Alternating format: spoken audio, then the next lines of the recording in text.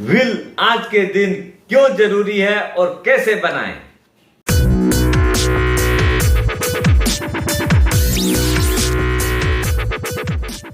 सुप्रभात दोस्तों, आप सभी का एसके हेल्थ एंड वेल्थ में स्वागत है।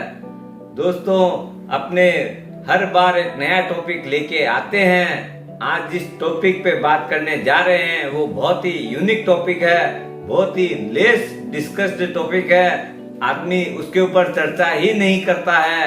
वो है विल बनाना या वसीयत बनाना, वसीयतनामा बनाना। ये एक ऐसी चीज है जो कि कोई बात ही नहीं करना चाहता है, लेकिन ये इतना इम्पोर्टेंट टॉपिक है। अगर कोई आदमी अपने मरणोपरांत चाहता है कि उसके पीछे से कोई डिस्प्यूट न हो, उसकी जो भी चल अचल मूवेबल इमूवेबल जो भी प्रॉपर्टी है उसकी विश के मुताबिक उसका डिस्ट्रीब्यूशन हो जाए, तो इससे अच्छा और कोई हल नहीं है। विल ही बनाना एकमात्र सॉल्यूशन है।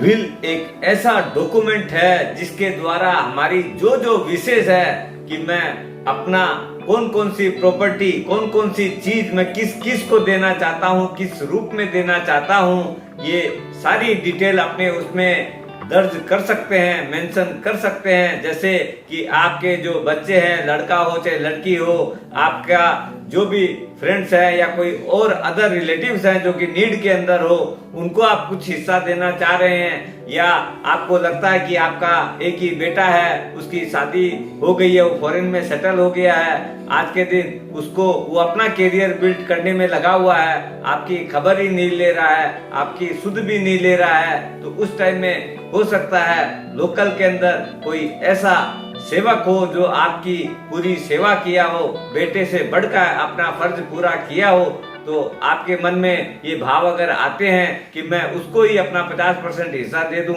तो कोई बुराई नहीं है इस बात में भी। हो सकता है कोई आपके ऐसे रिलेटिव हो जो बहुत तकलीफ में हो आर्थिक तौर पे, उनको भी आप दे सकते हैं। और एक अच्छा सॉल्यूशन मिल सकता है आपको कि आप अपने पैसों को और उत्तम गति अगर देना चाहें तो अपनी जो लोकल में जो संस्थाएं हैं, जो एनजीओ जो काम करती है, इवन समझ लीजिए लायंस क्लब है, आपका पूर्वांचल कल्याण आश्रम है, या और भी कोई छोटी मोटी संस्था है जहां पर आप अपना एक बहुत बड़ा हिस्सा दे सकते हैं या थोड़ा बड़ा हिस्सा दे सकते हैं, जिससे कि आपके जाने के बाद में बहुत सारे सेवा के कार्य हो सके और आप अपना जो धन एकत्रित आपने किया, जो अर्जित किया, उसको एक बहुत अच्छी गति दे सके।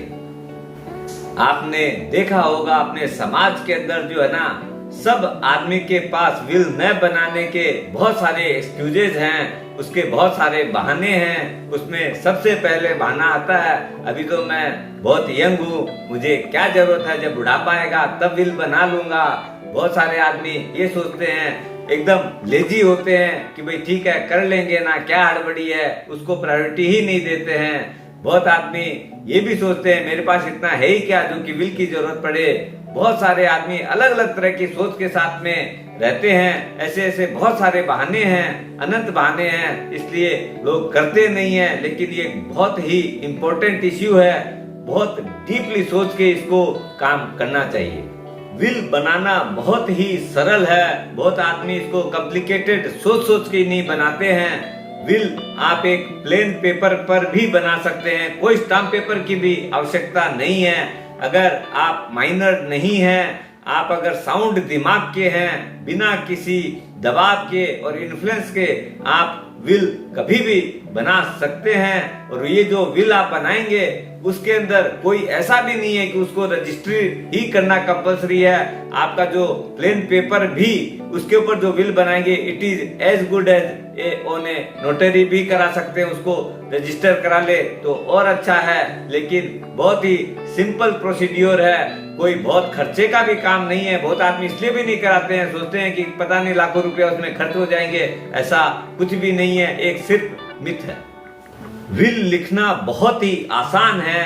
जो आदमी विल लिखता है उसको टेस्टर बोलते हैं। ये जो व्यक्ति है उसको अपना पूरा नाम, फादर का क्या नाम है, अपना क्या एड्रेस है, पूरा इस ढंग से लिखना चाहिए जो as per ID, government ID के हिसाब से हो।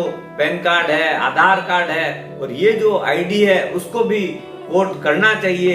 कहीं भी उसके अंदर माइनर सा भी डिफरेंस नहीं होना चाहिए, नहीं तो वो विल जो है नल एंड वॉइड हो सकती है।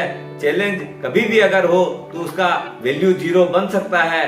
इसलिए बहुत ही ध्यान से एक एक वर्ड को मिला के काम करना चाहिए। इवन जो बेनिफिशियरी जिनका आप नाम लिखने जा रहे हैं, वो बेनिफिशियरी का क्या नाम है, उससे आपका क्या रिलेशन है, उसका भी गवर्नमेंट आईडी या ऑथेंटिकेशन दे देना चाहिए, जिससे कि कोई भी मिसमैच न हो, कोई भी चैलेंजिंग की जगह न रुके। इसलिए उसको एकदम एक्यूरेट रखना है। दोस्तों, एक चीज का और ध्यान रखना चाहिए अपने को, अपने जीते जी कभी भी अपने जो भी एसेट्स हैं उनको प्रेमवश कहिए, मोहवश कहिए, अपना वो जो एसेट की ओनरशिप जो है कभी भी, इवन अपना लड़का हो चाहे लड़की हो चाहे कोई भी हो, उसको ट्रांसफर नहीं करनी चाहिए। क्यों कि एक बहुत ही खतरनाक डिसीजन हो सकता है उसका। और एक एग्जांपल मैं आपको देता हूं। अभी रिसेंटली एक बहुत वीडियो चलता था, वो था अपने रेमंड ग्रुप के सिंघानिया जी का। उन्होंने अपने जीवन काल में रेमंड का जो उनकी जो शेयर की भागीदारी थी, उन्होंने अपने बेटे के नाम में ट्रांसफर कर दी। आज के दिन उनके पास कुछ भी नहीं बचा और वो जो है दर दर की ठोकरें खा रहे हैं और उनको देखने वाला भी कोई नहीं है। सोचिए कितनी बड़ी तकलीफ का विषय है कि जिसने अपने जीवन भर में इतनी बड़ी कंपनी का निर्माण किया और आज के दिन जो है वो हैंड टू माउथ हो रखा है। ये एक बहुत ही दुर्भाग्य का विषय है। इसलिए दोस्तों, कभी भी काम करो, ऐसा काम करो जिससे कि अपना एसेट्स ट्रांसफर तो हो लेकिन मरने के बाद हो, उसके पहले नहीं। अपना अधिकार कभी भी ऐसे न दे। और एक बहुत ही महत्वपूर्ण पॉइंट वो है, आप जब विल बनाते हैं, जब उसका पूरा डिस्क्रिप्शन लिख रहे हैं, तब आप मेंटली और फिजिकली फिट हैं, इस बात का भी प्रूफ साथ में रखना चाहिए। अपने लोकल सीएमओ से उसका मेडिकल सर्टिफिकेट ले लेना चाहिए, जिससे कि कोई भी भ्रांति ये नहीं रहे कि आपने दबाव में आकर या कोई भी इन्फ्लुएंस से वो बिल बना दी थी और हो सकता है आप कुछ चाहते और थे और किसी और का नाम लिखवा दिया गया। इस भ्रांति से भी दूर रह सकते हैं। आप ये मत सोचिएगा कि एक बार बिल लिख दिया और काम हो गया। आप इसको भी एक तरीके से समझ लीजिए, जैसे अपने ईयरली इनकम टैक्स की रिटर्न भरते हैं, वैसे ही इसको भी बना लीजिए कि मुझे हर साल जो है ना इसका रिव्यू करना है, क्योंकि हर साल आदमी की स्थितियां चेंज होती रहती है। जो एसेट्स आपके अकाउंट से हट गए हैं उनको डिलीट कर दीजिए, जो एसेट्स नए ऐड हुए हैं उनको भी पूरी डिटेल बना सकते हैं। और इसके अंदर और भी क्या है, आपके जीवन में हो सकता है कोई व्यक्ति उस दिन महत्वपूर्ण था, अब नहीं रहा, तो उसका नाम भी आप हटा सकते हैं। कोई नया व्यक्ति ऐसा आया जो कि आपको लगता है कि अभी ये ज्यादा बेटर है, या मैं इस ढंग से आपकी सोच बदली हो सकती है, तो उनको आप एडिशन कर सकते हैं। दोस्तों, ये जो डिटेल्स ऑफ एसेट्स जो है ना, ये बहुत ही महत्वपूर्ण पार्ट है। बहुत आदमी क्या है इसको सही तरीके से मेंशन नहीं कर पाते हैं। इसका दो पार्ट समझ लीजिए। एक हो गया आपका इमूवेबल प्रॉपर्टी, जैसे अपनी शॉप है, अपना ऑफिस है, हाउस है, फ्लैट है, कुछ भी चीजें हैं, उन सब का क्या एड्रेस है, किस ढंग से उसकी डिटेल, मतलब पूरी डिटेल अपनी, उसकी क्या कॉस्ट प्राइस है, क्या मार्केट वैल्यू है, लगभग आप सारा चीज उसमें मेंशन कर देना चाहिए। अब आते हैं इमूवेबल के साथ में। अब जो मूवेबल प्रॉपर्टीज है उसकी बात करते हैं। जैसे अपना बैंक अकाउंट है, बैंक अकाउंट में कौन सी बैंक में है, क्या ब्रांच है, उसका अकाउंट नंबर क्या है, क्या टाइप है, सेविंग्स अकाउंट ही रहता है यूजुअली। आपका अगर डीमेट अकाउंट है तो उसमें कौन सी डीपी में है, क्या डीपी आईडी है, क्या क्लाइंट आईडी है, अपना उसके अंदर कौन कौन सी सिक्योरिटीज है, क्या शेयर्स है, कंपनी का नाम हो गया, क्वांटिटी हो गई, क्या अपनी कॉस्ट प्राइस है, क्या मार्केट वैल्यू है। ऐसे ही अगर म्यूचुअल फंड में आते हैं तो म्यूचुअल फंड के अंदर भी कौन सी एएमसी में है, क्या स्कीम का नाम है, क्या फोलियो नंबर है, नंबर ऑफ यूनिट्स क्या है, उसकी अपनी क्या कॉस्ट प्राइस है, क्या मार्केट प्राइस है। इसी तरह की और भी जो चीजें अपने पास है इंश्योरेंस कंपनी है तो उसके अंदर जैसे इंश्योरेंस की जो पॉलिसी ले रखे हैं, कौन सी कंपनी में है, कौन सी ब्रांच में है, क्या पॉलिसी नंबर है, इस तरह की कितनी सम इंश्योर्ड है, सारी डिटेल जो है ना एक एक करके उसमें मेंशन करते हैं। हर आदमी के पास जनरली एक लॉकर भी रहता है, तो कौन सी बैंक में है, क्या ब्रांच में है, क्या लॉकर नंबर है, उसका एक की होता है, उसका की नंबर क्या है, अगर जरूरत पड़े तो उसकी डुप्लीकेट की भी निकलवाई जाती है। अगर की नंबर हो अपने पास तो एनसीडी है, एफडीज है, इन सब की टोटल की कहाँ कहाँ पर है, कौन सी कंपनी में है, उसका अगर आईडी, क्लाइंट कस्टमर आईडी क्या है, ये सब जितना हो स्पेसिफिक रहेंगे उतना अच्छा है। उसमें फुल डिटेल मेंशन करिए, भले उसके अंदर 3 पेज लगो चाहे 4 पेज लगो, जितनी बड़ा भी लंबा पोर्टफोलियो हो, सारा ईच एंड एवरीथिंग मेंशन करिएगा। इवन जिससे आप लोन ले रखे हैं वो भी मेंशन करिए कि मैंने यहाँ से लोन ले रखा है, ये मेरी लाइबिलिटीज है। वैसे ही लोन के अंदर अगर आप समझ लो मार्केट में दे रखे हैं तो उसका अनसिक्योर्ड लोन हो गया वो, तो कौन सी पार्टी को दे रखे हैं, क्या उसका एड्रेस है, उसका जो कॉन्टेक्ट पर्सन कौन है, उसकी क्या कॉन्टेक्ट डिटेल्स है, इस तरह की मतलब जितनी भी माइनर से माइनर चीज भी उसमें मेंशन करिएगा। बहुत जनों का कच्चे पक्के का भी काम रहता है, तो कच्चे का जो भी अगर कोई कारण से रुका है तो वो भी पूरा उसमें मेंशन करिएगा, कौन सी पार्टी का दे रखे हैं। क्यों कि बहुत बार बहुत सारे डिस्प्यूट ऐसे आ जाते हैं, अगर मेंशन नहीं है तो बहुत बार तो ऐसा भी होता है, बहुत आदमी जब अगर वो आदमी अचानक से चला जाता है तो जिसको दिया हुआ पैसा है वो मना भी कर देता है कि हमारे पास तो ऐसा कोई रिकॉर्डिंग ही नहीं है, तो अब आप क्या करेंगे, आपके पास कोई प्रूफ भी नहीं है। तो उसमें मेंशन रहेगा तो उसको एज ए प्रूफ आप दिखा सकते हो कि भाई देखिए यहाँ पर ये मेंशन है कि आपको ये पैसा दिया हुआ है। वैसे ही अगर किसी ऐसा भी एक डिस्प्यूट सामने आया अभी रिसेंटली कि भाई ठीक है, बोले ये पैसा तो मेरा था, मैंने उनको दे रखा था, उनके नाम से लगा हुआ था, कैश में हम लोग का लेन देन हो चुका था, तो इस तरह के डिस्प्यूट से बचने के लिए आप जो भी चीजें हैं वो सारी मेंशन करके रखिए पॉइंट टू पॉइंट। एक चीज एक लाइन और भी मेंशन करना न भूलें कि भाई अगर कोई भी चीज मेरे से भूल बीत से छूट गई है, जो कि अनकवर्ड रह गई है या अनडिस्क्लोज्ड रह गई है, तो उसका भी जो भी अगर चीजें डिस्क्लोज होती है लेटर तो उसका अमुक आदमी बेनिफिशियरी है, उसका ये नाम है, ये बैलेंस अमाउंट उसको दे दी जाए। इससे क्या होता है कि कहीं भी ये नहीं रहे कि बोले इसका तो किसी का नाम ही नहीं लिखा हुआ था, ये किसको दिया जाए। इसलिए अपनी ये एक लाइन लिखिए और उसके अंदर कभी भी गैप मत छोड़िएगा कि भाई यहाँ पर अपने बाद में लिख लेंगे, जब भी करें उसको कंपोजिट करें, जिससे ये नहीं हो कि कोई दूसरा आदमी और कुछ चीज लिख दिए। इसलिए ये हमेशा जितना हो सके फुल प्रूफ बनाइए। ये जो डिटेल बनाएंगे ना, इसमें एक चीज मेंशन भी कर दीजिएगा और आप भी याद रखिएगा, ये जितनी भी प्रॉपर्टी है वेदर इट इज मूवेबल और इमूवेबल, सारी मेरी ओन एक्वायर्ड है, मेरी खुद की अर्निंग से है, या फिर अगर मेरा वो खुद का अगर अर्नड नहीं है तो हो सकता है आपको भी इनहेरेंट में आया हो, आपको गिफ्ट आया हुआ हो, या कुछ भी इस तरह की चीज है, उसमें मेंशन कर दीजिएगा कि ये मेरे पुरखों की प्रॉपर्टी थी जो कि मेरे को मिली थी। इसलिए भी तो उसमें जो भी चीज रहेगा ना एकदम क्लियरिटीली मेंशन करिएगा, जिससे कि कहीं भी कोई चीज का चैलेंज नहीं हो, कोई भी चीज का डिस्प्यूट नहीं हो। दोस्तों एक चीज और आप देखिएगा, बहुत जगह मैंने देखा है लोग बोलते हैं भाई मेरे पास तो जो भी चीज है मैं सब में नॉमिनी बना रखा हूँ। दोस्तों nominee is not the owner of the asset. दोस्तों नॉमिनी है ना, as per law he is only a custodian of that money on his demise. उसको जो है वो धन रखने का कोई अधिकार नहीं है, वो उसको जो भी आप मेंशन करेंगे उसको डिस्ट्रीब्यूट करना उसका काम है, न कि वो उसका संपत्ति का ओनर है।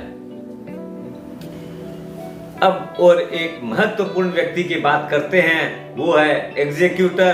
दोस्तों आपने पूरी मेहनत के साथ लगन के साथ विल बनाई, लेकिन आपके जाने के उपरांत आप तो देखेंगे नहीं कि वो कैसे देना है, तो उसके लिए आप एक एग्जीक्यूटर को जरूर अपॉइंट करिएगा। उसमें मेंशन करिएगा कि भाई ये आदमी मेरे जाने के बाद में मेरा सारा काम देखेगा, उसको डिस्ट्रीब्यूट करेगा।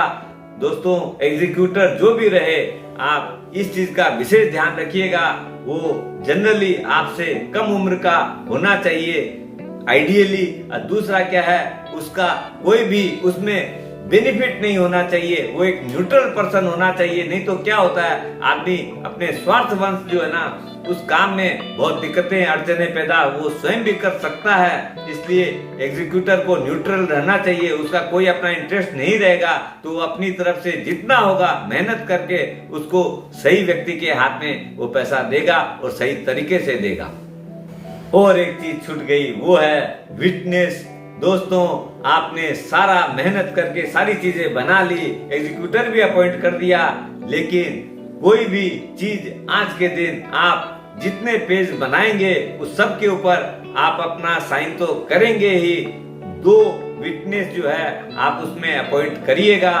एक पहला जो विटनेस है प्रिफरेबली डॉक्टर को रखिएगा, जिससे क्या है एक तरह से आप physically and mentally fit and fine थे जब आपने विल बनाई थी। क्योंकि अगर वो जब एज ए विटनेस साइन करेगा तो ये उस चीज का प्रूफ हो जाता है ऑटोमेटिकली कि आप किसी बिना दबाव के बिना इन्फ्लुएंस के सारा काम किए हैं और फिट भी थे।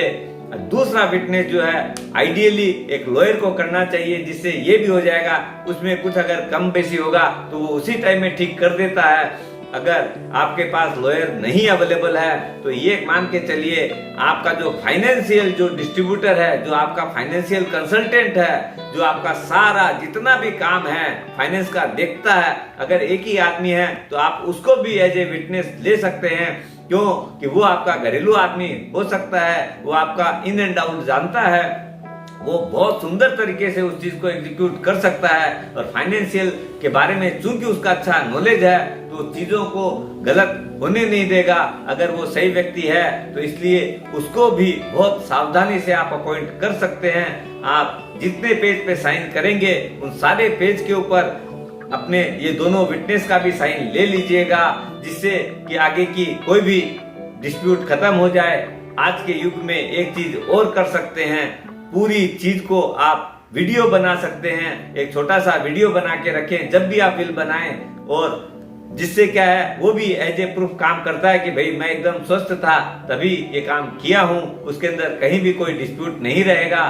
तीसरा और एक बहुत चीज जो है वो ये है कि अपना जो भी काम करेंगे उसको नोटराइज करके रख सकते हैं, उसके अंदर भी कोई विशेष खर्चा नहीं है। विल ऑलमोस्ट आप समझ सकते हैं कि बहुत ही नॉमिनल खर्च के ऊपर काम बना सकते हैं, हो सकता है बिना खर्च के भी आप बना सकते हैं। लास्ट बट नॉट लिस्ट दोस्तों, आप अपनी मदर टंग, वो चाहे हिंदी हो चाहे कोई भी लैंग्वेज में, आपकी लोकल लैंग्वेज में आप वो विल बना सकते हैं। और जहां हो अगर आपको लगता है तो हैंड रिटन भी एक वैलिड विल है, टाइप भी करवा सकते हैं। एज यू विश, ये आपका स्वतः डिसीजन है, जैसे चाहे आप कर सकते हैं। दोस्तों, स्वस्थ रहो, मस्त रहो, जीवन में एक महत्वपूर्ण कार्य करो।